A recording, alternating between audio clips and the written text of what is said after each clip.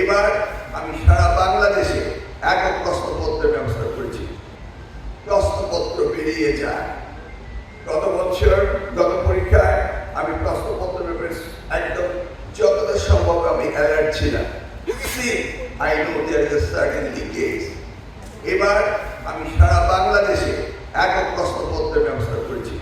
বেশ কয়েকদিন মধ্যরাত্র পর্যন্ত আমি প্রেসে গিয়ে নিজের সেক্রেটারিকে ইনভেস্টিগেশন করেছি যে কোথায় লিকেজ রয়েছে।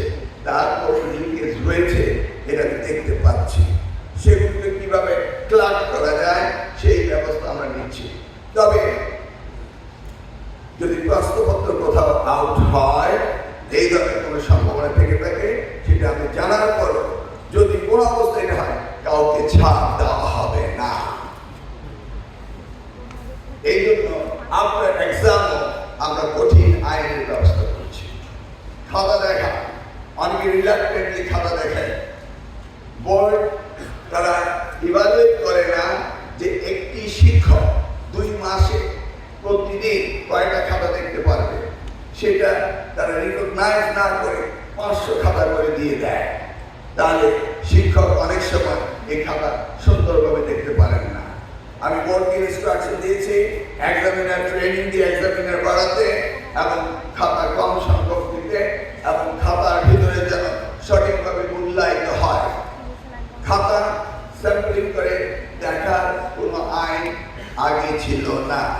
1980 অ্যাক্টে খাতা দেখার কোনো প্রভিশন ছিল না।